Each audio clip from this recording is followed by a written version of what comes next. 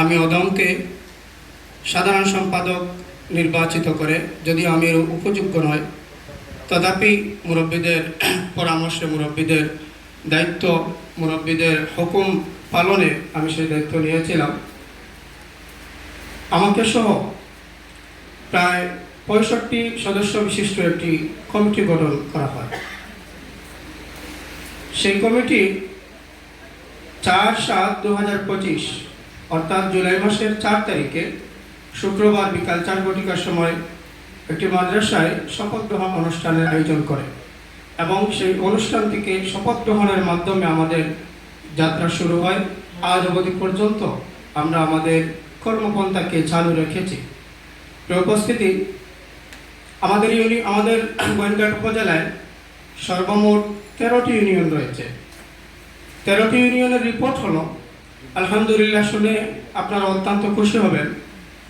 নতুন একটি ইউনিয়ন 13 নং বিছনাকান্দি যাকে বলা হয়, ওই কমিটি ব্যতীত আমাদের গোয়েন্দাঘাটের প্রায় 12টি ইউনিয়ন, সব ইউনিয়ন যুব জমিয়তের কমিটি রয়েছে, সব ইউনিয়নে আমাদের কর্মীরা রয়েছে, যার ফলশ্রুতিতে আজকে আপনারা দেখেছেন আমাদের গোয়েন্দাঘাটের প্রত্যন্ত অঞ্চল থেকে আমাদের কর্মীরা, আমাদের ভাইরা, আমাদের নেতৃবৃন্দরা আজকে মিছিল সহকারে আজকের এই সমাবেশে যোগদান করেছেন।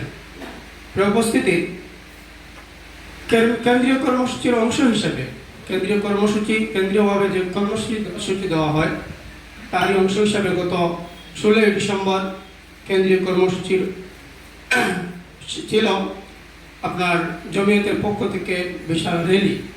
আমরা যুব জমিয়ত গোয়েন্দাঘাট উপজেলার পক্ষ থেকে এই কেন্দ্রীয় কর্মসূচির আদেশ পালনার্থে আমরা 16 ডিসেম্বর বিশাল র্যালি দিয়েছি এবং সর্বশেষ শহীদ মিনারে গিয়ে আমাদের পথসভার মাধ্যমে দোয়ার মাধ্যমে শেষ হয়েছে।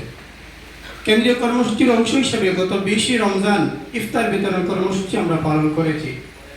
উপস্থিতি, এবং সিলেট জেলা উত্তরের কর্মসূচি ছিল সিলেটের জিনিস, সিলেটের মাল, সিলেটের সম্পদ, গ্যাস এবং নিরাপদ সড়ক চাই, এর জন্য মানববন্ধন করা। আমরা আমাদের পক্ষ থেকে মানববন্ধন, গ্যাস চাই এবং নিরাপদ সড়ক চাই নামে মানববন্ধন করেছি। উপস্থিতি, গত জাতীয় নির্বাচনের সময় জোটগত কারণে আমরা বিএনপির সাথে একাত্মতা ঘোষণা করে আমাদের মুরব্বীরা আমাদেরকে নির্দেশ দিয়েছিলেন যেন আমরা নির্বাচনে যেখানেই প্রার্থী হোক, বিএনপির হোক অথবা জমিয়তের হোক, সে উপলক্ষে আমরা কাজ করা। সিলেট 4-এ তথা গোয়েন্দাঘাট জনতা কোম্পানিগঞ্জে বিএনপির প্রার্থী ছিলেন জনাব আরিফুল হক চৌধুরী।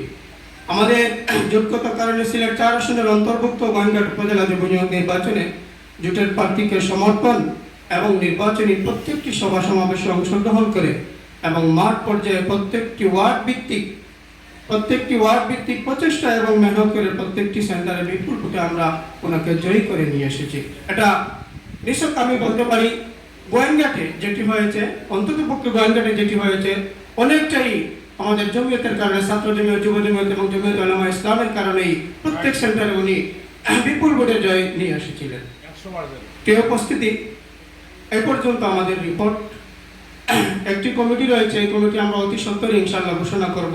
এই কমিটির মাধ্যমে আমাদের যুব জমিয়তের গোয়েন্দাঘাট কমিটি এবং ইউনিয়ন কমিটিগুলো পূর্ণতা পাবে, আমি আশা ব্যক্ত রাখি। উপস্থিতি, একজন সাধারণ কর্মী হিসেবে